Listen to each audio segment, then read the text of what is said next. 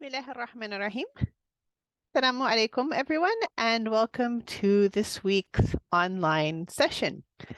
We will be embarking upon the very pertinent topic of Islam and science. This is, of course, a very broad topic and one that I'm sure all of us have encountered in various forms, depending on your educational background, where you're from, when you were born for that matter, what your career has been. Obviously, a career scientist would probably be interacting with this topic a bit different from someone else. Just to contextualize in terms of my own life, for example, as you know, I was born in the United States some decades ago. And I would say that, in my lifetime, for example, one of the topics that was in people's memory in general with regards to religion and science was evolution. In particular, should evolution be taught in school as fact, or should children be taught creationism, that God created the universe?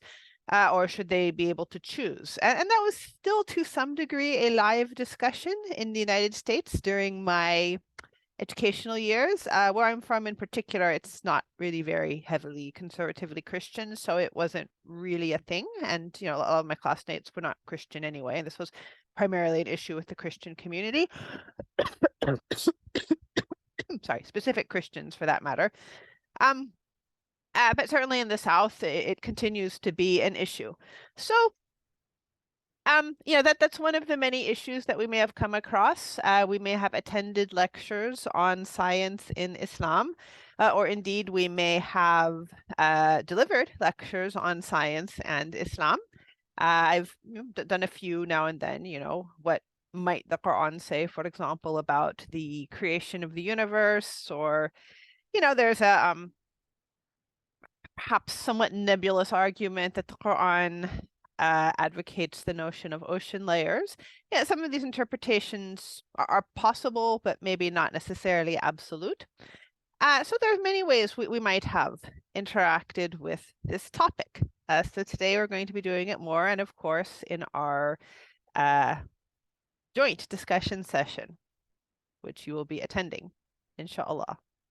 So before we get started on this, I would like to discuss a related topic that I have never had to discuss before this year. It does relate to the topic of science, but that's not why I'm bringing it up. But I wanted to put it first to make sure everyone hears it. That is, it is time to have the chat. The chat about ChatGPT, because I have started to receive student work that has been produced by ChatGPT. Not from you all, because you haven't submitted any written work, but from those who do. So, ChatGPT is a very fascinating tool. I think it brings up a lot of interesting theological questions, which are outside the scope of today's discussion and might require a whole session of their own.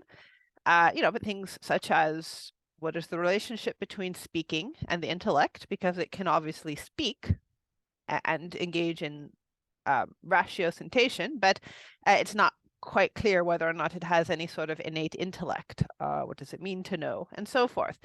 So there's a lot of issues pertaining to ChatGPT that could be discussed, but we're going to be discussing the more basic issue of how is it best used in an educational context.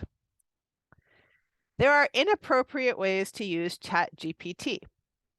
The first inappropriate way is asking it to write your essay for you, or your coursework, or your presentation, or whatever. And bluntly put, work that has been written by ChatGPT will not be marked. It is a form of plagiarism because ChatGPT is the author. ChatGPT will helpfully let us know what it wrote, or what it probably wrote. So even if you do edit it, it will still come across as a ChatGPT response. Having spent a number of hours speaking with it over the past, I don't know, a couple months or so, in part because I am writing some papers on the theological implications of ChatGPT, one which, inshallah, I'm presenting in May here, if you would like to attend. I'll give you more information later. I've become quite familiar with how it frames its responses, its personality, if you will, even though it claims it doesn't have one. And so it is apparent when ChatGPT and not you is writing your work. So please don't do that. The other thing is don't rely on ChatGPT for historical information, especially in the domain of Islam. So by that I mean things like fiqh, hadith, theology, etc. This is because this is not its strong point. I think there's a few reasons for that it tends to make mistakes in these areas, especially in anything that is non-dominant. Like if you want to discuss a minority fiqh school, for example, it's less likely to give accurate answers. I think one reason it may just not have basically a reliable data set on these topics. You know, Muslims do not always put out straightforward information. Let's be honest. There's all sorts of misinformation that's put out for ideological purposes to shoot down enemy ideologies, or you know, sometimes there's sincere misinformation put out about different Muslim viewpoints, just like Muslims sometimes say, you know, sincerely, but they say wrong things, for example, about the Bible when trying to disapprove Christianity or whatever. So um, so there are some gaps that ChatGPT has with Islam. I'm sorry, that's apart from the fact it probably has intentional or unintentional misinformation about Islam from non-Muslim sources, just authors who didn't really know what they were talking about. So don't rely on it for this subject area. But certainly it's an interesting tool that you can pursue. After all, we have it. Assuming that it persists, it will probably be a part of the world. I've certainly explored various ways to use it, but you should use it as a tool to enhance your learning experience, not just to replace your learning experience. So one thing you can do with ChatGPT is you can chat with it about what you're researching. You might ask it to suggest some books that you'd like to read on your subject area, like if you're writing about environmental issues. You could ask it for some books. You could discuss ideas with it. You can argue with it a bit. If it says something that you think is wrong, you can let it know why it's wrong, or you can give it a different viewpoint. So you can actually treat it as a conversational partner or even as a student for areas which are not part of its areas of expertise. So these are some ways to use ChatGPT that would perhaps help you to come to new conclusions that you wouldn't come to. Also keep in mind that you can use it to help with your writing if you feel writing is not your strong point.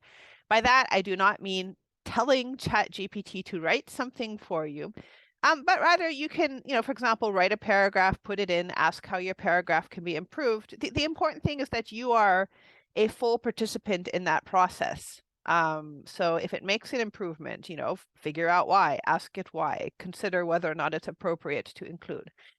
These are some beneficial ways to use ChatGPT so we do not all become dormant beings relying on a great machine to do everything intellectual for us, inshallah. And of course, you do not have to use it at all. But I'm just putting this out there because it has rapidly become an issue in education and also even in the publishing world. People are now starting to you know, submit works for publication that were in whole or part written by ChatGPT. So keep these things in mind if you decide to use it. Okay, reminder, last week was Islam and Modernity. Sorry, last week was Orientalism. If you missed the video, I will include a link to it for those of you who are new, for example, and you can go through it and go through the book or perhaps some online videos about Edward Said on your own. Okay, here is a thought-provoking question that was put forward to the question answer service on alislam.org, which I occasionally drop by and answer people's curious questions. So, this question was, do Muslims believe that the sun is the center of the solar system? And do they believe that the moon rotates around the earth? Now, before we answer this question, question brings up some broader questions. One is this a matter of belief? Is it a matter of theology or doctrine? Is it even an appropriate question or a valid question to ask? Do Muslims believe that the sun is the center of the solar system? I mean, is this a belief-based question, first of all? Does my belief have anything to do with what's going on in the cosmos?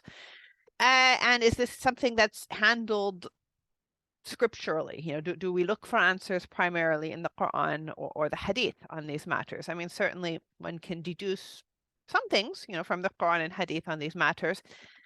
I would venture to say, this would be a good discussion question because I'm the only one discussing here. I'm going to venture to say that by and large in Islamic history, this sort of question has been handled more scientifically, that is to say, in terms of measurements and modeling and so forth, rather than theoretically in terms of something that's from the text. That is to say, this sort of question has not been handled primarily as a matter of belief, but rather just a matter of measurement and argument. As for what individual Muslims believe or have believed, of course, there is a range of views. Many Muslims in the past held to a geocentric view. That's not the dominant view today. Same with other people as well. So there isn't really an Islamic view per se, unless one wishes to say that one should pursue the greatest, truest, or most accurate cosmological model.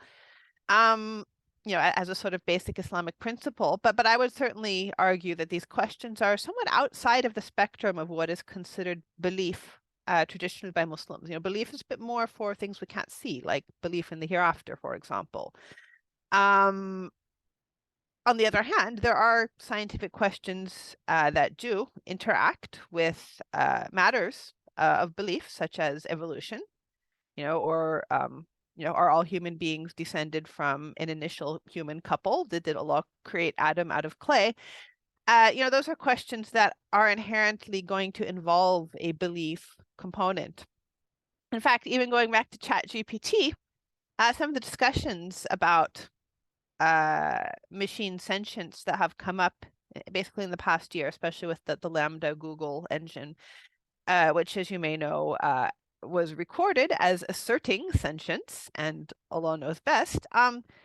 It has been observed that people's ideas about whether a machine can have intellect do heavily relate to their religious beliefs or the beliefs that have shaped their cultural viewpoints. So, somewhere like the United States, where the dominant culture has been shaped by Christianity, even though it is a religiously plural society, there's a strong sense of human exceptionalism and a sense that a machine is not a creation by God the same way that a human is. And even if someone is an atheist, they're likely to have encountered and absorbed this notion of human exceptionalism in general as a cultural matter. Same thing I would say with here. And so that does tend to inform someone's views about whether a machine can be or is sentient, and intelligent, has will and experiences and self-awareness. So this is one of those areas that it's very difficult to separate religion from, and religion does come back to the forefront.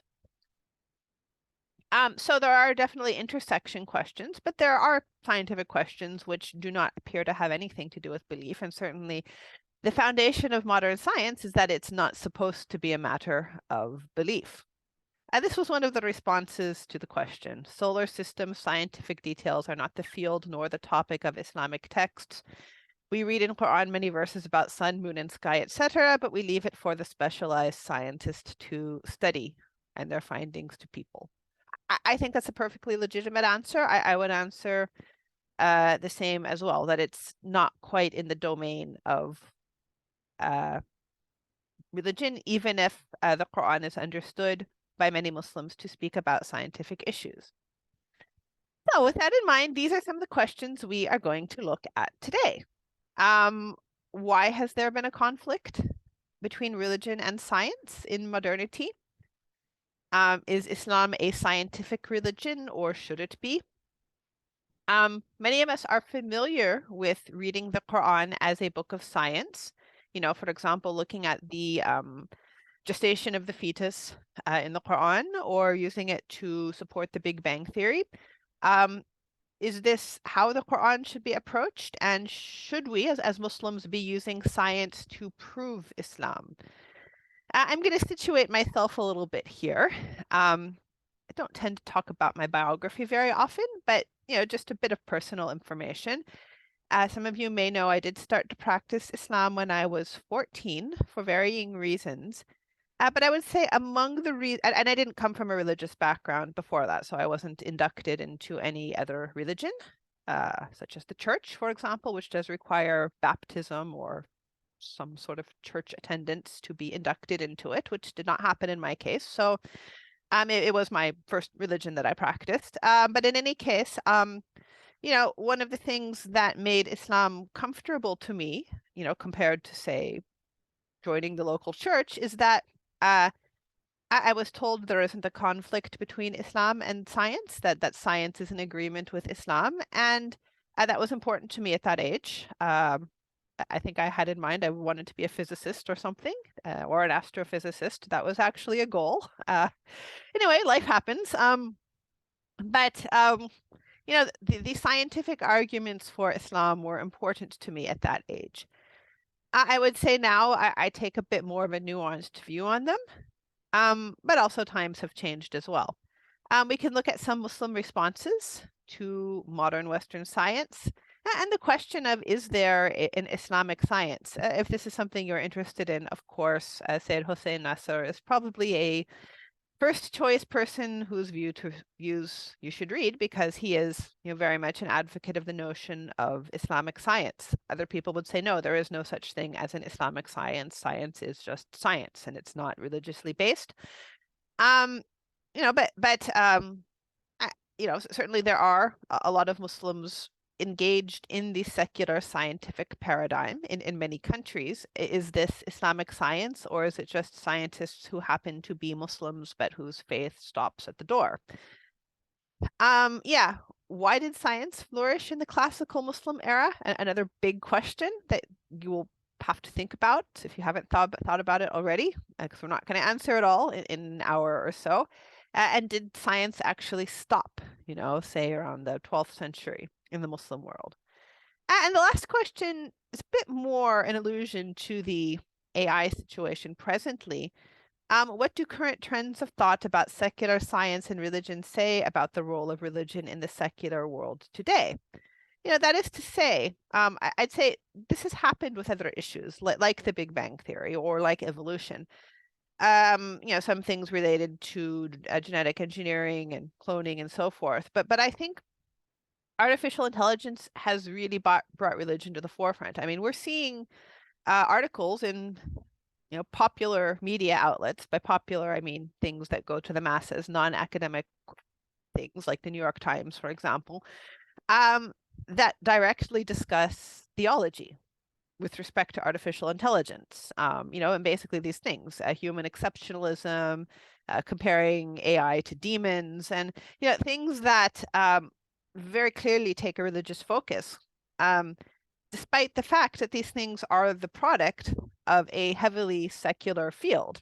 Silicon Valley, for example, in the US, not known for its heavy religious adherence. In fact, I've been told that, if you're openly religious, you'd best keep it to yourself. I think Muslims might get a little bit of an excuse here for some reason. I don't know. This Muslim religiosity, it's troublesome from a political viewpoint. You might get on the watch list, but culturally, I don't know if people care. But certainly some other forms of religion, well, basically it's just Christianity, I think is sort of looked down on as unscientific. Anyway, I'm speculating, but the point is, despite the fact that modern science has been built on the bedrock of secularism, religion has just come roaring back in. And it's interesting. And it's unfolding. So it's something to think about, not something to conclude about yet. So let's review some trends of modernity. Here we have on the screen some ideas that developed in the past few centuries that affect our view of the role of science in the world today. Some of them we have probably absorbed without thinking about it. Sorry, some of them we've probably absorbed without thinking about it. Some of them we might have challenged, some of them we might not have absorbed, but they're probably all ideas we've encountered because they've become part of the trend of global secularism. So anyone who has interacted with the trend of global secularism, I'm not saying everyone in the globe necessarily lives that way or thinks that way, but it has spread, especially among the elite in many societies, and international academic circles and so forth. We've probably encountered these ideas. Okay, so we talked a bit about the Enlightenment, or the so-called Enlightenment, as a friend of mine called it. One of the ideas that came up around then is the idea of a man-nature divide. That is to say, there's the human world and the natural world, and they're somehow separate. Now, I can understand that. I mean, when I live in London, I don't feel like I'm living in nature. I feel like if I go to Epping Forest, I'm in nature. Or if I go to the countryside, I'm in nature. But if I'm in central London, I'm in human zone. Of course, this is a distinction that could be contested. We're all part of nature. We live on Earth last time I checked. Our building materials all come from Earth, even if there's synthesis going on. But this concept that there was a division did become popular. And of course, that's also a question raised by artificial intelligence. The name itself suggests it is a non-naturally occurring phenomenon. But at the same time, we are naturally occurring. The materials are naturally occurring, even if there is, synthesis or processing involved. So, one could argue these things still arise from Earth. So my point is, it was a decision that was made philosophically to have a separation between, industrial and natural, or industrial and, well, farming. I mean, there is a difference, but you get what I mean. And a very human-centered approach to the universe, parallel to the notion of the clockwork universe, a nod to theism. The idea that God set up the universe and started it up working like a clock and just sort of stayed out of it after that, with maybe a few minor exceptions. And it just runs according to its rules as the perfect or ideal system that it is. And that is that. That is different from some other views you find in varying religious traditions. In Islam, for example, the idea that the universe is perpetually dependent upon Allah for everything that happens, or for its subsistence, or for its sustenance, or that Allah is between the heart of the human and their actions, or their speech. There are many counterexamples to the notion that God just started up the universe, created it, started it, and left it to do its thing, which might include the Big Bang Theory or evolution. And yet I think that probably, at least some Muslims absorbed this particular view of how the universe works, just because it fits better with a secular paradigm. So even if you believe in God, it's a sort of hands-off God. Then there is a materialist view. By that, I don't mean consumerism, although that certainly has become prominent, but rather the idea that, the reality and truth consists of what is measurable by the five senses. So, for example, measurable in a laboratory. Everything else shouldn't or can't really be assigned a truth value. And basically, this is what's important and what is going to form the basis of our common culture and thought. And now, obviously, exceptions have applied. There are still many things that even, quite secularized people will discuss that are non-material, such as ethics, for example. But nonetheless, this became a sort of gold standard. I mean, just to put it differently, I can't really use faith-based assertions in academic writing internationally because it is not part of the shared common culture. I mean, I can discuss faith-based assertions, or I can discuss, I can write about faith and say I'm going to frame it in this paradigm.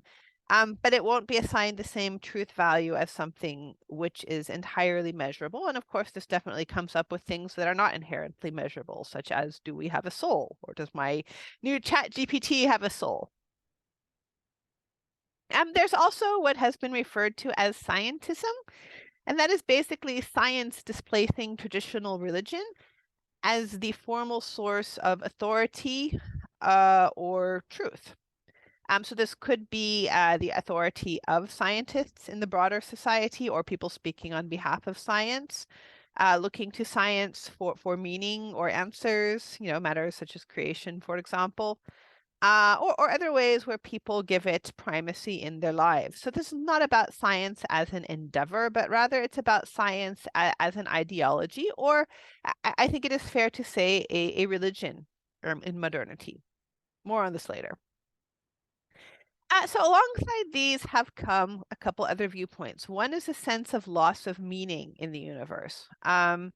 Inherently, historically speaking, the universe and creation have been understood to have meaning and purpose. There is a reason why things are here. My house plant, it's got a reason why it exists. It's got a hierarchy of reasons. I mean, a basic human reason, there was an intelligence, which is myself, which put it over here for a reason. But, beyond that, there's a reason why God created that type of house plant, maybe why God created this particular house plant, why God created plants in general. God created plants to provide oxygen for animals, for example. God created plants to make the world beautiful. The tendency to assign meaning is very old in human thought and philosophy and theology. Nowadays, of course, there are many people who believe there is no meaning to life, that it's just the universe is primarily inanimate, senseless matter, which is just there, and life is an accident. Life on Earth is an accident. The Earth is an accident. It could have been some other way, and our own lives don't necessarily have an inherent meaning or purpose. Psychologically, it's fairly easy to consider the effect of this on people. That it's a very different experience to live life feeling that you have a reason for being and a reason for doing things versus not being so sure about that. Similarly, the way we treat the earth has something to do with that. Like if I have a river, and I believe my river has meaning and purpose in the broader scale, and it's not an accident, I am more likely to take care of that river, avoid polluting it and so forth. But this has gone hand in hand with some of these thoughts. And as we were discussing in our in-person session, the sense among some people that science and technology would solve all of our problems. I would still argue that this probably reached its height maybe in the 80s, depending on where you are. And it's complex because science and technology certainly have solved some problems. Modern medicine, for example, has provided cures for many things that were disastrous, say 100 years ago. Penicillin, for example, was a great advance for a lot of people. Obviously, there's inequitable access to these things globally, as we know, but the various technologies and medical treatments and so forth. But and certainly there are, is definitely place in some societies to look towards the acquisition of greater access, popular access to various technologies as something which would benefit the people. No, but on a sort of global scale, I think we've gone from seeing science and technology as something which is going to, make a paradise to seeing a more mixed side, that technologies have pluses and minuses. Social media, for example, very exciting when it came out. Now that it's been monetized and corporatized, and we've seen it has a shadow side, which is sometimes facilitating the production and sale of child pornography, or even just breaking down social relationships between people. People who heavily use social media at one time were found to suffer from depression more. I don't know if that's still there because so many people use it. But the point is it's had varying effects for good and for bad. Certainly environmental considerations loom large in our time. And there's a lot of suspicion about artificial intelligence. Is it going to get up and destroy us? So we're not sure about this as people. But that view was there. I mean, just to give an example, and don't think this actually happened in England, but certainly in America, there was an idea that you could improve on nature. And one of the ways we tried to do that was through food. So Celia might have some thoughts about this. Food processing has been another advance in our times, and in the past few generations that has really allowed for the feeding and the nutrition of many more people in the past. At the same time, has not always been done in ways that benefit everyone. So in America, there was kind of the sense that we are going to improve on nature. So we're going to process all of these foods and by processing, I don't just mean like, I don't know, preservation, for example, but we're going to make new foods, like breakfast cereals, for example, were popularized, or potato chips, crisps, which, they're defined in moderation. But basically, certain types of vegetable oils, which are now seen, this, what do you call it? Partially hydrogenated vegetable oils, were all seen to be better and improvements on nature. Basically, when I was growing up, which is one reason why some of my generation is quite unhealthy, because there was sort of an encouragement to use the new industrialized food instead of the older food. I mean, nowadays we have the genetically, what do you call it? I'm blanking. When you change the genome of the food artificially, not just through crossbreeding, genetically engineered tomatoes and stuff, which I think is illegal here. Now that's a more modern approach. And I'm not saying that every attempt to improve on a food is bad. Some people might find a virtue to adding iodine to salt or vitamins to bread, which I don't think are legal requirements here either, but I think they were mandated in some of the US. But there were also negative consequences on the health of the populace, as we see today in the United States. It's clear that some of the trends in improving on nature didn't really benefit the common man or woman, especially as it displaced what came out naturally. Not to spend too much time on this, but another one was the encouragement of formula feeding of babies, because the natural milk from the mother has certain things which benefit the baby's immune system. But in my generation, specifically in the US, women were encouraged to formula feed. And, I'm not judging what someone does. There's reasons why formula feeding can be useful or the right decision. But to encourage the entire population to do that, which probably has corporate backing, because companies make money off of selling formula, didn't do anything beneficial for public health. It just benefited certain companies. So, these were ways where nature was tried to be improved on and it didn't work out. But of course, there's a lot of ways it's still going on. Biohacking is a thing in our time. And there are many ways in which people are, those who can afford it, are actively trying to improve on the human body or defeat aging. Okay, so big introduction. One of the main topics that came up in the modern world was evolution. And let's be frank, a lot of the discussions about science and modernity have really been about Christianity and modernity. And the reason why they've been basically identified as religion and science versus Christianity and science is because of the global presence of European cultures in the past century, and the global influence, and the fact that scientific advancement was primarily spearheaded in our time in Europe, and now the United States is, I mean, although not according to many people, not formally a Christian country, it is technically a country which has as its premise freedom of religion. Nonetheless, it's impacted the culture tremendously. And Christianity is the religion which has had the most discomfort with evolution and some other scientific discoveries or developments in general.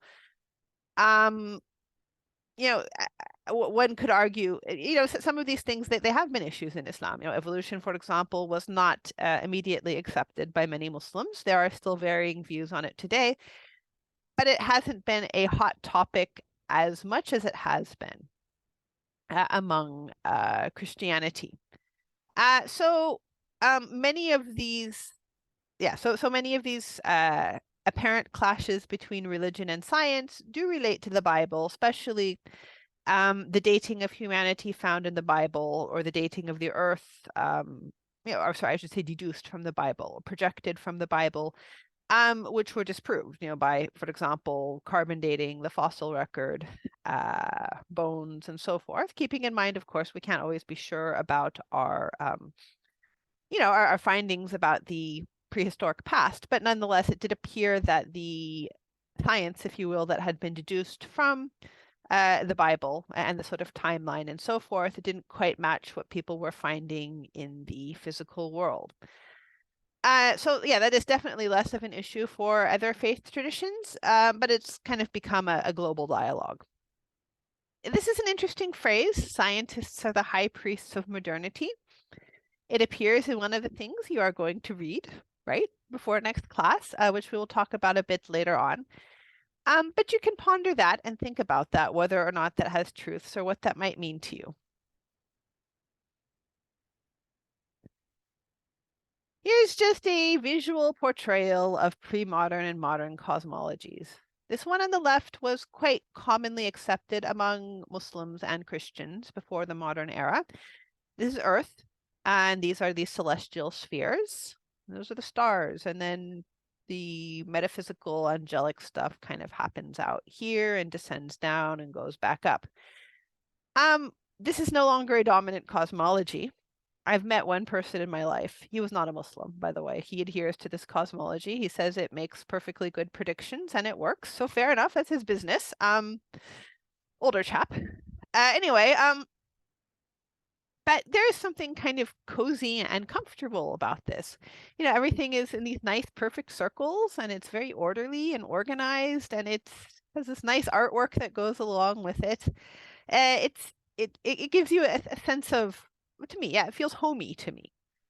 This is a commonly accepted modern view. This is what people think of today when we think of the universe. This does, very much, inspire sort of that sense of being very small and not very important, even if we do have, quotations such as the one attributed to Imam Ali that, we think we're small, but inside us is the whole universe. So, the spiritual capacity of the human being could be very broad. But that sort of, is something that's juxtaposed with a very common visual portrayal of our reality in the mind-bogglingly large universe. So one can just, look at these pictures and consider the, how differences in how we visualize our universe, or universes for that matter, affect, kind of our psychology and our belief systems and our sense of self. And that's obviously going to vary between people. Some people might be very inspired by this one over here because there's lots of mystery and unexplored things, probably unexplored planets and UFOs or whatever. Obviously another thing that raises theological issues in Christianity in particular, because of the notion of human exceptionalism. By and large, I found Muslims to be more open to UFOs. Off topic. Okay, whereas this one, it might be kind of, yeah, I'm still gonna say homey. Earth is very important. Earth kind of feels protected by all those celestial spheres. They're all doing their jobs regularly. It's orderly. The universe is not going to collapse on itself. The sun's not going to die a heat death, and so forth. Still remember the trauma I experienced. I think I was 8 or 9. We watched a video about the death of the sun. Okay, it wasn't a video. They didn't have video back then. They had those, film projectors in school. We watched a film projector about how the sun is going to explode and then die, and everything on Earth is going to get swallowed up. Anyway, that was deeply upsetting to me at that age. I've gotten over it since then. This is a tweet from a few years ago, but I agree. It's definitely worth considering in an Islamic studies program that Claiming that all organized religion is harmful when your reference point for organized religion is Christianity is a way of supporting Christian supremacy. Um, this comes up a lot in the West, I've noticed. I find it comes up a lot less globally. But because we are speaking English and English is the dominant language in Western countries, it's relevant that when a lot of people in the broader society discuss religion, including religion and science, but also anything else pertaining to religion, it is oftentimes a tacit discussion of Christianity, whether that's their personal experience with Christianity or the notion of religion in Western expressions of Christianity. By that, I mean different religions have different notions of what they are. You know, for example, as part of Islam, we oftentimes include the notion of a religious law as part of religion because it's such an integral part of most interpretations of Islam. Whereas in, Christianity, certain things might be the primacy of belief. You know, your inner faith is most important, or you define a religion by belief instead of practice, or you can only adhere to one religion at once, or whatever. But this just kind of calls out the fact a tendency to prioritize Christian thought or experience when discussing certain trends that have been heavily situated in the West. It's good to be aware of. Okay, we're going to take a few moments and ponder some of the Quranic views on the universe. I'm going to assume you've encountered these before. I will let you ponder them quietly. So I will be quiet for a few minutes and let you read them.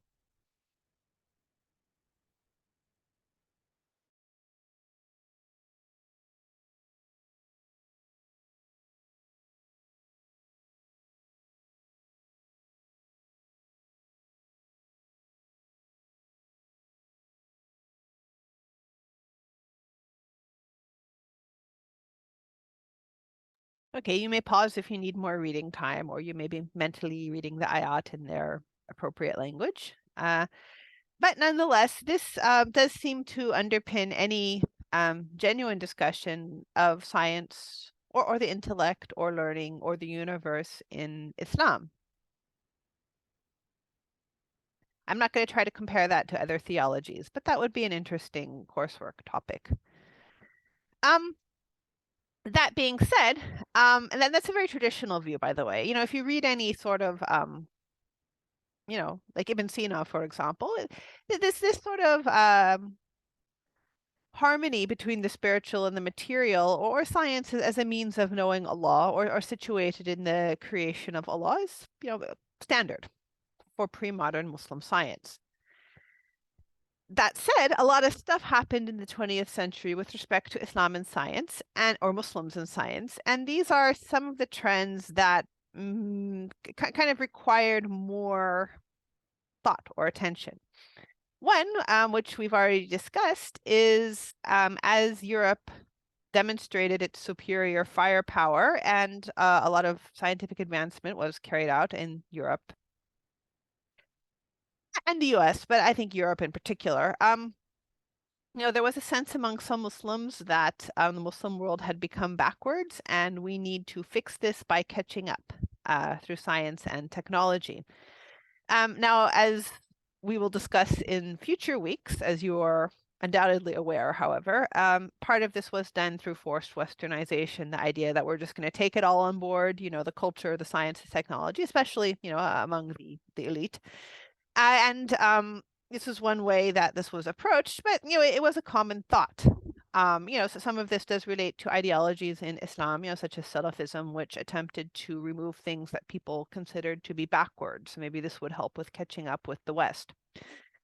There was also a sense of competition between Islam and Christianity among Muslims, even though it has been argued, and I believe it's been argued correctly, that the real encounter between Islam and the West was not an encounter between Islam and Christianity. I think this is something where many Muslims in the 20th century got it wrong.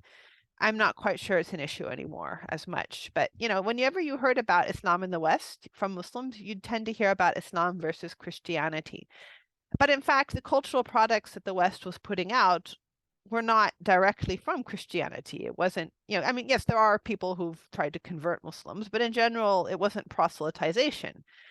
It was, but basically, things like humanism, secularism, evolution, etc. Ideas and ideologies that were not, sort of going against traditional Christianity. So it's sort of Islam versus secularism has really been the dominant interaction. Nonetheless, one of the ways Muslims tried to quote unquote prove Islam was through proving that Islam is compatible with modern science. And like I said before, we've undoubtedly, I'm sure you've all come across this, whether you've thought about it or not. So for example, of course, this depends on what kind of science one accepts, but the Big Bang Theory, one might argue that it has a Quranic basis, or it's supported by the Quran, therefore Islam is correct and Christianity is incorrect or less superior. This led to a resurgence of scientific tafsir. It's not to say scientific tafsir did not exist before, as there have always been Muslims interested in these types of things, but it became much more prominent in the 20th century.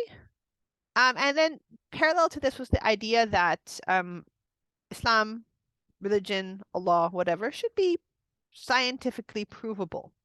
Now, the question of whether the Islamic sciences, if you will, the traditional religious disciplines are sciences, is out of the scope of today's discussion. But this approach was taken, a sort of, I don't know, it can end up being a sort of dry, bare bones sort of rationalist approach. That the entirety of the religious experience should be as close to what can be done or proved in a laboratory as possible. There's obviously some inherent problems with that. For one thing, it can actually make the religious experience quite dry. And also it doesn't deal with things that don't fit as neatly into a scientific paradigm, such as, spiritual inspiration, for example. But definitely there's an emphasis on ideas like miracles, for example, should happen through natural causality, natural law. So, for example, an acceleration of natural law, which is not a new idea, but it's a preferred idea. And then you kind of get the extreme, which you may have come across, that some people argue that discussions of the unseen in the Quran and Hadith are simply scientific realities that were undiscovered at the time of the Prophet sallallahu alaihi wasallam. For example, there's a hadith to the effect to take out your rubbish because the jinn hang out around rubbish, or shayateen, I think. So that's been interpreted to mean that, well, the rubbish has germs, but people didn't know what germs were. So the Prophet said they're jinn, so people will understand it and act upon it. I personally think that's it is an extreme view. I mean extreme by being at the extreme materialist end of the spectrum. It's certainly not a dominant view, but these ideas, which aimed to frame things that might seem a little bit superstitious into a rational paradigm, were presented.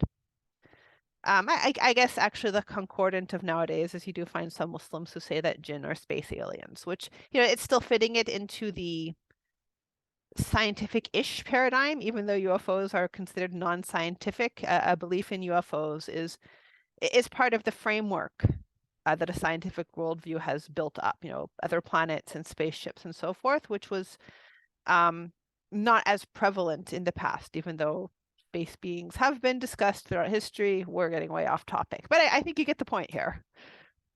Maybe we should do a session on UFOs. So one of the books that has been greatly celebrated on this topic is the Bible, Quran, and Science. Have you read it? I was gifted a copy by an ambitious, eager young Muslim back in the day. It's a bit dated nowadays, but it was, I guess, considered to be, how should I put it? It's an attempt to prove Islam through science. So basically, the Bible is less authentic because it is not scientifically compatible. The Quran is authentic because it's scientific compatible. The author converted to Islam. I think he was a Frenchman. Unfortunately, white people who've converted to Islam, white Europeans or, some others, sometimes have been, how should I put it? treated as part of an ideological agenda and put forward like, look, this white person who has this sort of European civilizational superiority has said we're right, so we're not backwards. We are, because he's telling us that we're right. Anyway, it happens. If you don't believe me, listen to some of the convert videos on YouTube and so forth. But definitely that was a phenomenon back in the past. And of course, he was a surgeon too. So that, I guess, it lent him a bit of credence in some people's eyes. The question of whether people who have medical or scientific degrees should be looked to as religious experts in the Muslim community, as that they have been, at least in my lifetime, is also an interesting question. I'll just let that sit. Like you have a doctor running the mosque or whatever. I mean, yes, they're educated, but they're not a doctor of religion, are they? In any case, these are some quotations from the book. The book, as I mentioned, is dated. He's well deceased by now. This does bring up one of the problematic aspects of using science to prove Islam, and that is science changes. Between the mid 20th century to now, there have been any number of developments in science. There have been developments over the past few hundred years. I'm sure there will be, if we human beings persist, there will be lots of, let's say human beings live another 100,000 years. Allah knows best. Let's just say, if we continue sciencing, I'm sure our model of the universe will change dramatically, and we will, think that we can't imagine how these people 100,000 years ago had such a simple mindset.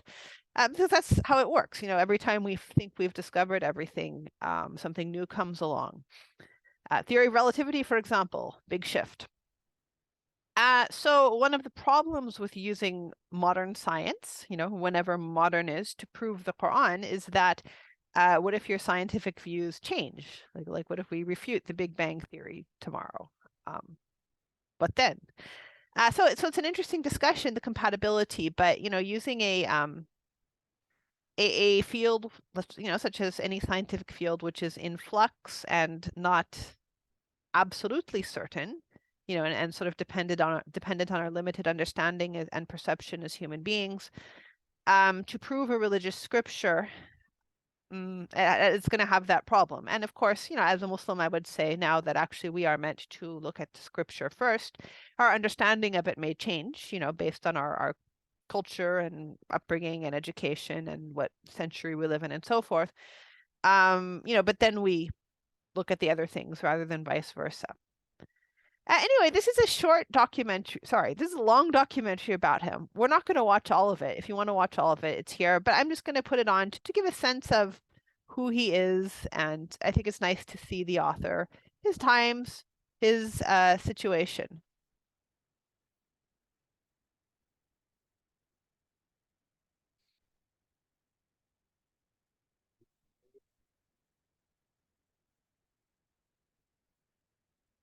So.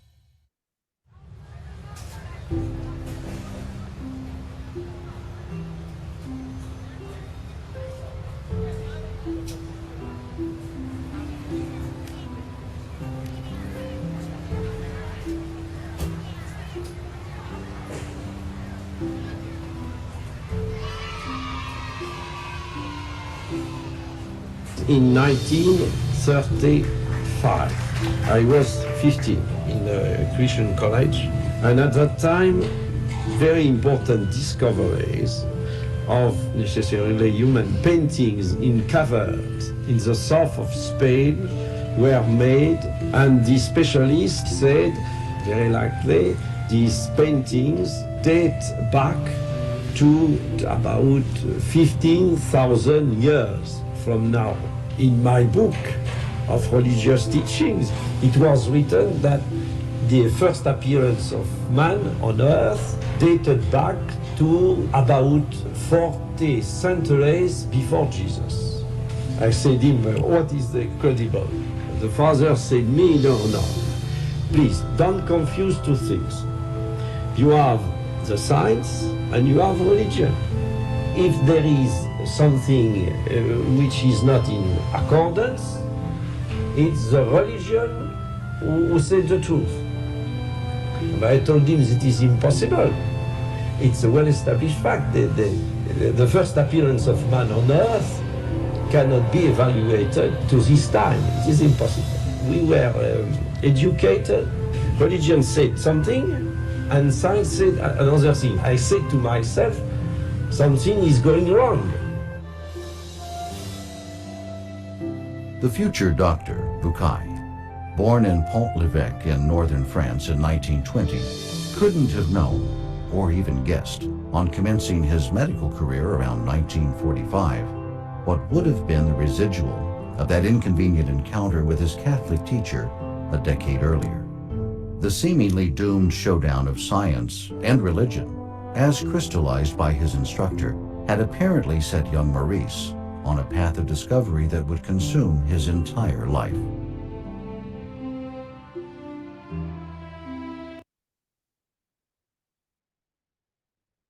Okay, if you wish to hear more about his path of discovery, feel free to watch the rest of the documentary. But yes, in short, he did convert to Islam. And it does seem that his life's work was indeed to address the topic of Islam and science in his era.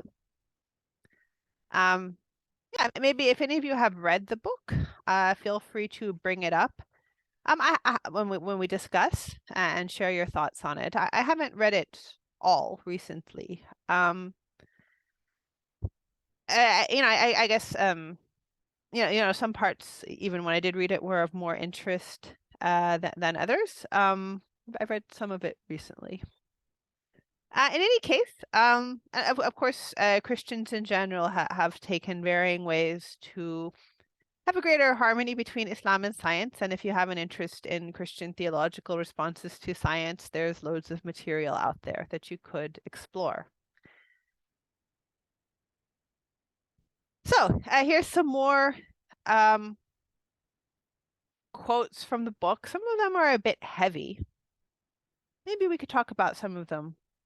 So I invite you to pause the video here and read them and think about them. If you have any arguments against them, that's fine too. And also think about the latter question. Why might there be these differences between the Bible and the Quran with respect to how either how it's understood with respect to modern scientific developments or a seeming clash? I would say I'm not as familiar with a same debate between religion and science among Jews. That is to say, I haven't heard as much about Judaism versus science, even though, of course, Jews are, using the Hebrew Bible, that is to say, the Old Testament, and that is primarily where the things pertaining to the creation and age of the earth and so forth are found. But that's an interesting question to, consider too. I'm not saying every idea is, to my knowledge, acceptable in Judaism. Evolution is still a sticking point among the Abrahamic faiths. But just that it doesn't seem to have been as big of an issue, and I'm not sure why. Maybe one of you can tell me why, tell the rest of us. Here's a quote from Saint Augustine, basically to call to mind that religion and science is not a new issue. He obviously lived before the time of Islam. That the subject of, science and religion was indeed not limited to Christianity in his era. There were any number of, regional faith practices that had fed into their culture.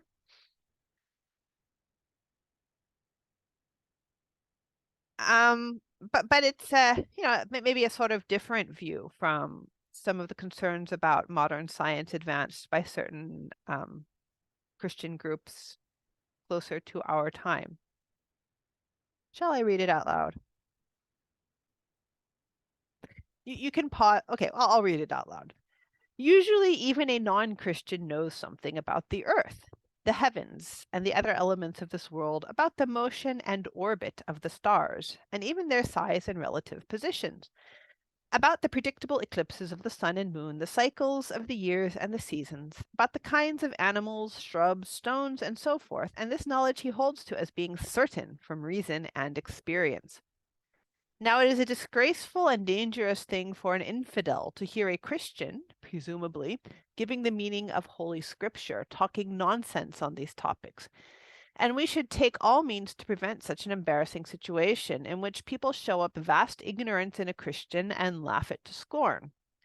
The shame is not so much that an ignorant individual is derided, but that people outside the household of the faith think our sacred writers held such opinions, and to the great loss of those for whose salvation we toil, the writers of our scripture are criticized and rejected as unlearned men.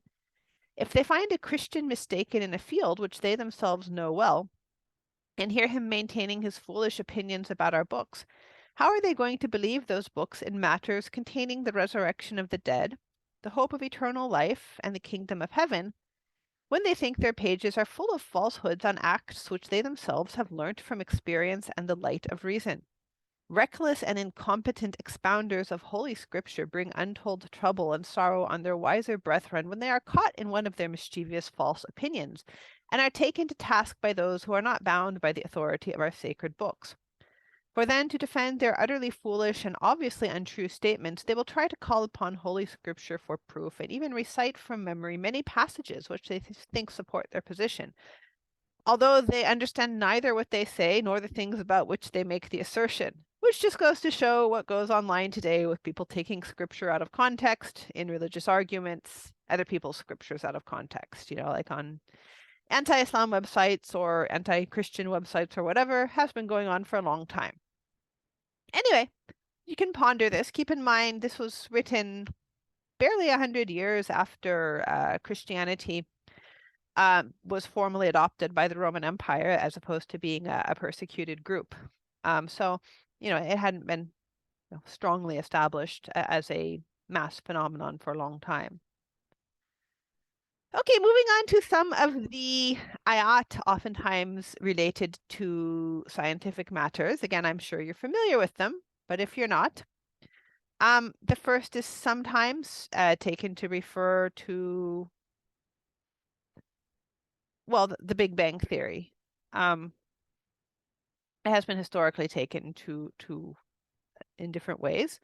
The idea that Allah created all life from water, that can fit into scientific theories about the generation of life, or even just the role of water in life, or the question of whether life forms require water, like on another planet, for example. Would there need to be water to have life, or could they use, some other substance? Things are created in pairs, so animals, positive and negative charges, plants, I mean like plant reproductive apparatuses, things of which we have no knowledge. That seems to possibly, matter and antimatter, that these things seem to have been reinforced by further scientific discoveries, that we have discovered things that tend to come in pairs. The procedure of the development of the fetus, we are expanding the heaven. That does seem to relate to the expansion of the universe. I think those are all plausible readings of those ayat. I wouldn't say they're the only readings of the ayat, or even the intent of the ayat. It seems that the primary intent is not to instruct people on scientific facts, but rather to call to mind the power, glory, plan, and existence of Allah, and to situate the cosmos, or the physical cosmos in a divine framework, under divine craftsmanship. But they also do say things which appear to match present understandings of the universe, even if, for example, the first can be interpreted in other creation myths, if you will, that don't involve the Big Bang Theory. So these are some of the issues I brought up before. So sometimes in over enthusiasm, some Muslims have apparently seemed to present science as the judge of faith, which might be meaningful for someone who is converting or becoming a practicing Muslim or a person of faith, but has an inherent problem. There's also the question of the purpose of the Quran, as I was alluding to on the previous page. The Quran doesn't present itself as a book of historical instruction or scientific instruction or mathematical instruction, or these sorts of things, even though people have sometimes looked to it from these angles. One could summarize the purpose of the Quran, and I'm sure y'all could do it too, but, it's basically, the disclosure of Allah, so the self-disclosure of Allah, things about the unseen realities that we don't tend to interact with, such as the hereafter, the final judgment, which we don't really have access to at present. They're the things that are largely about the unseen, ethics, some legal matters, not a lot. But these sorts of, basically theology and ethics, eschatology seem to be some of the main impetuses of the Quran, and the other information tends to be given to support these things. So, as many of us are sometimes frustrated by, the Quran does not provide detailed historical information. It mentions stories from the past as part of a broader message or purpose, not just for their own sake, in the same way I might pick up a history textbook, which may discuss history for its own sake, even though history is usually in a social political context anyway. Another thing to take into consider is the tendency for Muslims to be defensive in this day and age. That is to say, we sometimes allow other people to define the dialogue. Example, someone accuses Muslims of being terrorists or Islam of being a terrorist religion. So we schedule a lot of lectures and videos and, I don't know, Instagram videos about why Islam is not a terrorist religion, and we make billboards that say Islam means peace. No, I mean, I'm not saying there's anything inherently wrong with that, but what I'm getting at is this is a reactionary approach. Someone else has told us what we're going to talk about, and that is terrorism, and we are doing what they say. So similarly, if someone sort of attacks religion and says religion is unscientific, maybe focusing on this extensively is still a defensive or reactionary approach, as opposed to something that someone thinks is genuine. Just to give that a different context, if I were located on an island, like Hayb and Yaqdan, and then were asked to discuss religion as I understood it, I'd probably start with the existence of Allah, the creation of the world, the soul, and, things that are somewhat fundamental to it. And then, maybe issue number 50 or 60 on the list might be terrorism, because it's not foundational to Islamic thought. It's not foundational to Muslim self-definition historically. That's what I mean by choosing to be defensive or not defensive. Now, of course, there are places for all sorts of discussions, and I'm not passing a value judgment about what people should discuss. I'm just saying it's good to think about being defensive, especially because many of us are probably involved in the broader Islamic dialogue with the world. Okay, a few thoughts on Muslims and science. There is much greater awareness today in the West of the scientific contributions of Muslims to global culture, and in particular also the development of science and technology in the West. For that matter, even philosophy and theology were influenced by Muslims. The importation of Muslim writings and translation into Latin.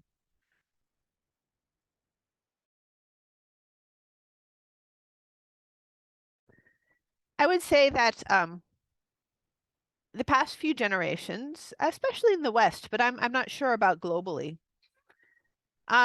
especially once mass secular education became a thing, we're taught this sort of timeline. So Western civilization was understood as beginning with the Greeks and the Romans.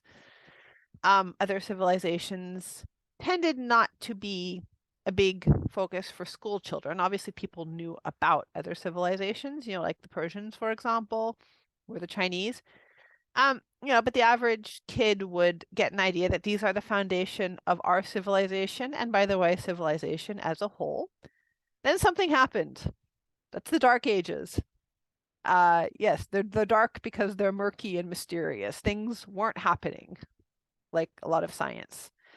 Then the Renaissance happened and the Industrial Revolution and modern day civilization. So this is the perceived origin of European civilization. As we discussed week one, it is a perception. It's very unlikely that the Greeks saw a connection between themselves and, say,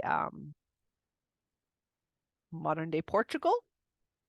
Different peoples, I don't know, Scandinavia. It's different, completely different civilizations and societies. But nonetheless, it is back projected as the root. Like many Muslims today, we will maybe look to the Hijaz at the time of the Prophet, peace be upon him and his family, as a sort of cultural center, if you will, of the locus of Islam and many of our heritages, even if we don't have any sort of ancestral connection there. Or cultural or linguistic connection. So, similarly, the Greco-Roman, even the Greeks and Romans were not, weren't always happy with each other, but, different languages, different cultures, different civilizations, competing interests. But they are seen as the root of Western civilization as it was constructed later on, European and then Western civilization. And so basically, it's that trajectory. There's nothing else going on there. There is greater awareness today, in part due to a number of efforts by Muslims, that there was other stuff going on, and a certain amount of that other stuff was done by Muslims. There were a lot of formative developments in science and mathematics and technology and even foods that came from the Muslim majority world and were exported globally, including to Europe. It's not to say it's the only society. We are all indebted to the Chinese and the Romans, the Indians, and other peoples. This is an oversimplification. And of course, there is a sort of curious stopping of the Muslim arrow too, which we will get to here. But this is at least a more appropriate broad chronology of the role of Islam compared to Europe. Obviously, China is kind of doing its own thing for a long time. But I guess we're looking at the history of science and civilization in Europe, or in the West, as it should be taught. This is produced by a Muslim, by the way. I think they should not be so Eurocentric. Anyway, but here are some reflections on the Muslim quote-unquote golden era, whether or not that's a problematic phrase, one by President Obama. Whatever we think about him, I'm just putting it there as a quotation. It was Islam that carried the light of learning through so many centuries, paving the way for Europe's Renaissance and Enlightenment. It was innovation in Muslim communities that developed the order of algebra to which school children are forever indebted. Our magnetic compass and tools of navigation, our mastery of pens and printing, our understanding of how disease spreads and how it can be healed. Nothing in Europe could hold a candle to what was going on in the Islamic world until about 1600. Algebra, algorithm, alchemy, alcohol. I think that might be alkaline. Nadir, zenith, coffee, and lemon. These words all derive from Arabic, reflecting Islam's contribution to the West. Yes.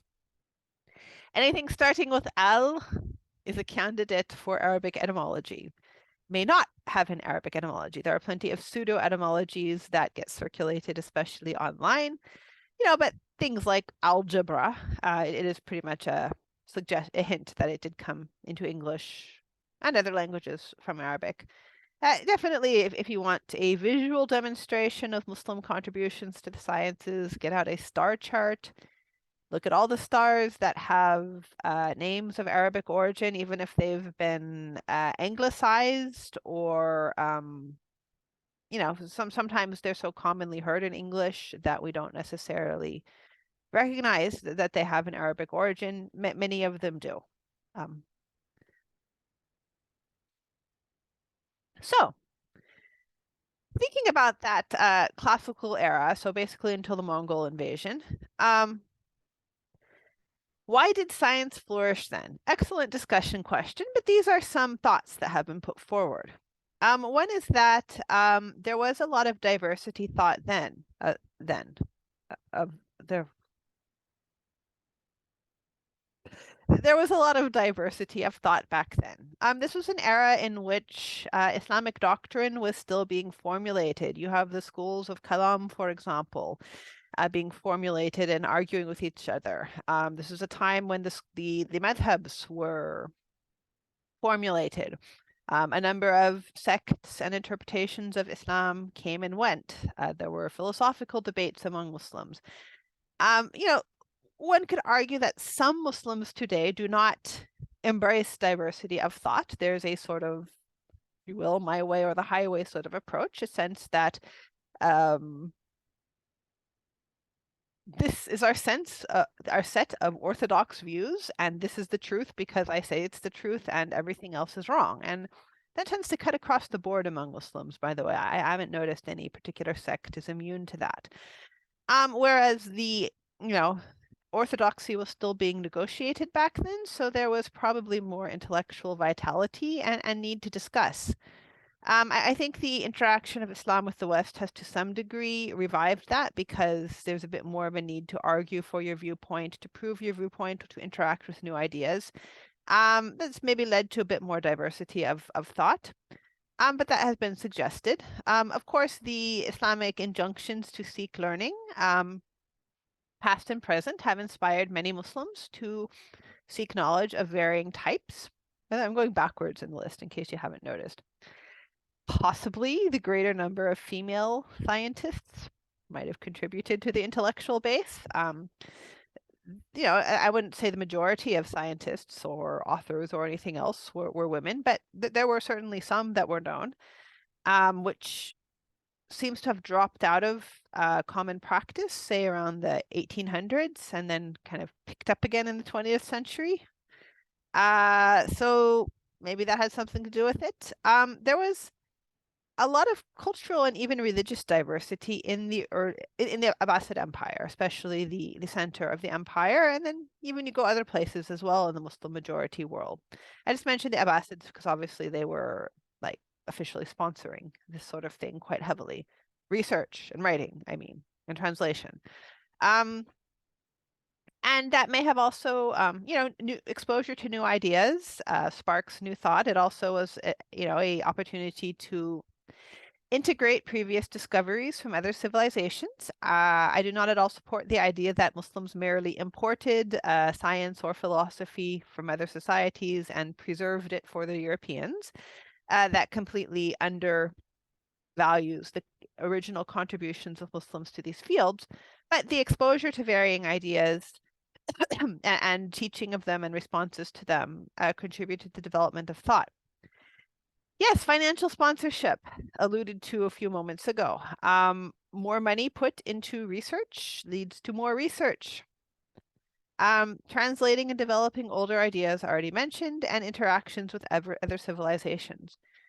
So these are probably some reasons why there was a sort of golden age of thought in the pre-Mongol invasion Muslim world. There may be others which you may consider as well. Did science end after the Mongol invasion? Well, in certain areas, it certainly stopped for a while because, it was quite destructive.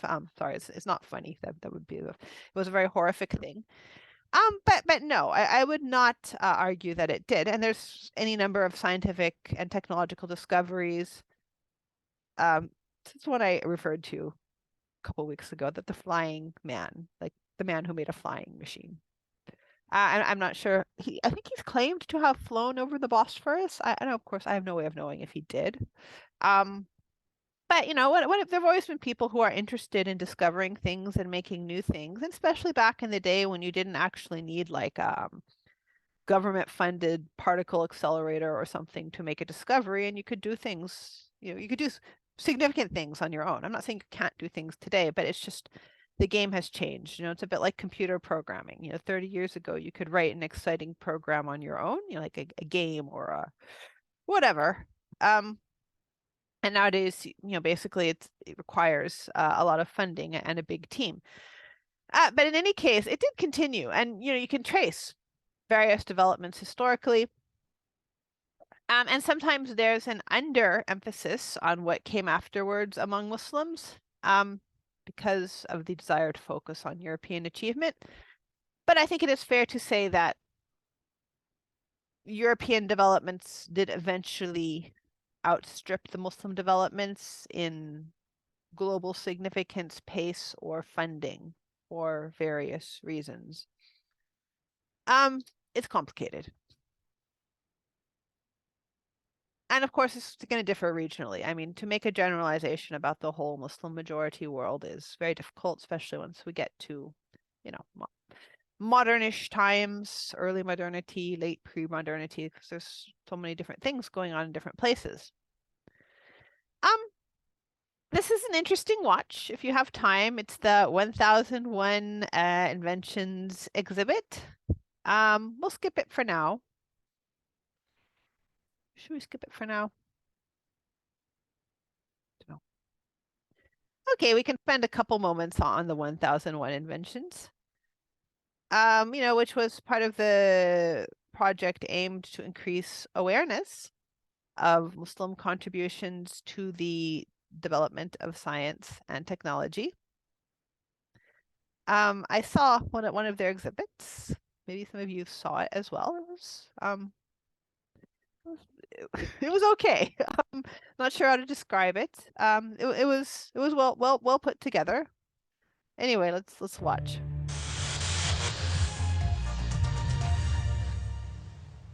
It's got a huge water-powered clock, instruments for measuring the stars, and a darkroom from the 9th century. And on top of all that, it can explain why numbers are written the way they are. A new exhibition traces how the Muslim civilization has influenced science for the last 1,000 years. An idea, an exhibition, a film, a book.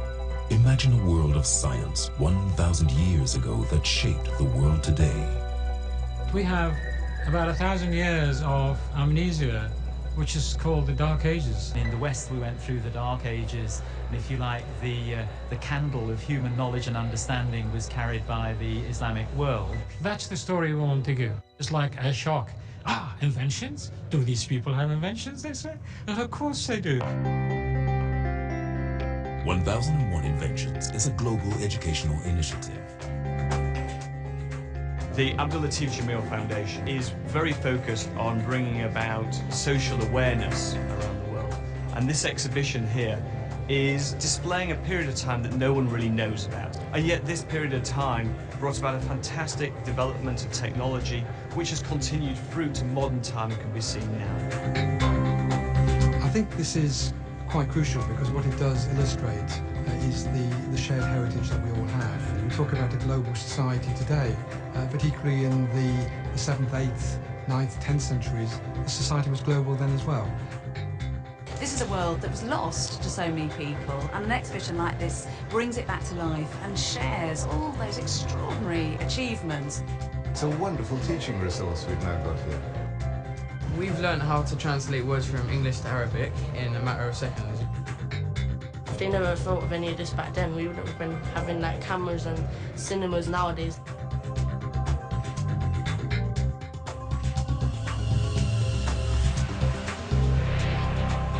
See how ancient discoveries connect with our modern world.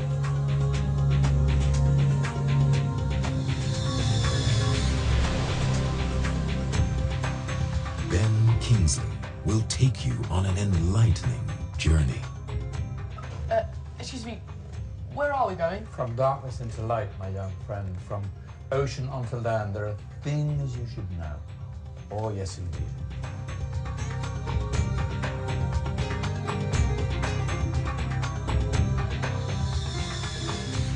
Take a look. If you dare.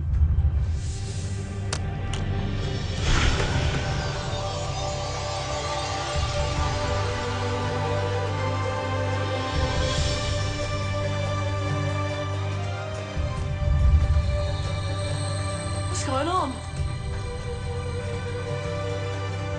Welcome to the Dark Ages, or as it should be known, the Golden Ages. This new space is using the historical roots of science as a means and as a tool for social cohesion and cultural convergence, where people respect and harmonize with each other. What we can show in here in a very beautiful way is the multi-faith, the people who have all worked together. During this period, it may have been part of the Islamic Empire, but there were great Jewish, Christian scholars working here. Sabaean, Hindus, Buddhists. There were Persians, there were Arabs, there were Turks, there were Chinese, there were Indian. It's just a period in history that people in the West don't seem to know about. There are women who did things like set up universities, who invented scientific experiments, and they're really celebrated in this exhibition. It's beautiful, it's engaging, it's fun, and it's fascinating. It's done with wonderful imagination and flair, as well as good scholarship. You will learn, but you will be excited. It's completely magical. Really informative. I'm just completely enchanted by it. I can see how careful they've been not to exaggerate, not to claim credit where they can't be sure. It's not just nice pictures and electronics. Every word and letter has been thoroughly vetted by academic peers. We have a galaxy of historians of science from around the world. They have to vet all this. This is historical fact, guys. You know, it's the world may not know about it, but they should do. What we're doing here today is to focus on London and then to take the exhibition around the world, in the United States and also in the Middle East. Into Europe, into the Far East as well. And of course, we want to have it in different languages. It's a new space. It's a breath of fresh air. We are having a journey to the past, but it's for building and designing a better future.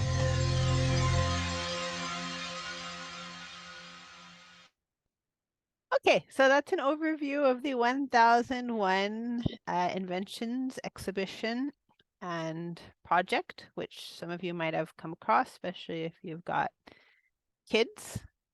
But definitely one of the attempts to bring to broad attention the contributions of Muslims to global science and technology. And you did notice a lot of Muslim kids in the videos. So that includes Muslim kids who may not have been raised to appreciate some of the developments in science that were carried out by Muslims.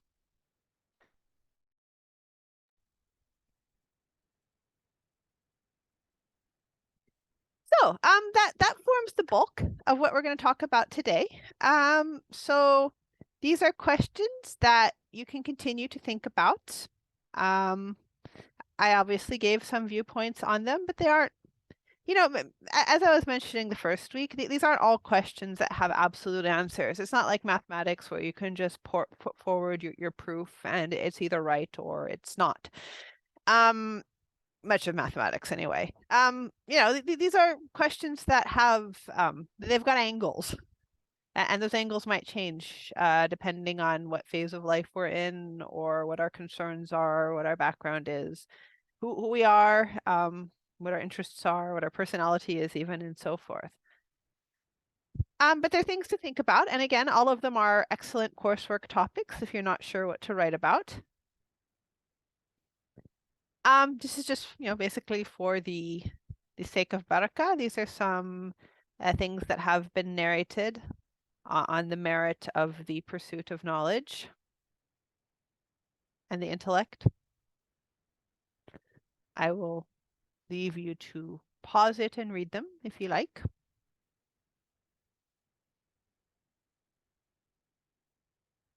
These are all, I think, from Shi'i sources. I understand we may like to take our narrations from various types of sources, but I'm acknowledging where they come from, 12 Shi'i specifically. Now, the readings. I would like you to read 2 things for next week. I know that's a lot, but we got like 2 weeks. I'm checking the calendar. No, we got 2 weeks. So two things. If for whatever reason you are unable to read two things because it's too much for you, I would recommend that you read this one first, just because I would give it, I think it's more important. Now, you may have read this book already, Science of the Cosmos, Science of the Soul, The Pertinence of Islamic Cosmology in the Modern World by William Chittick. He has the advantage of being a readable and, how should I put it, aesthetically pleasing author to read. He writes enjoyably and understandably. It's a very interesting book, where he's applying traditional Muslim spiritual, theological, and philosophical ideas to the modern condition. And, sort of calling attention to or challenging some worldviews prevalent in the modern day.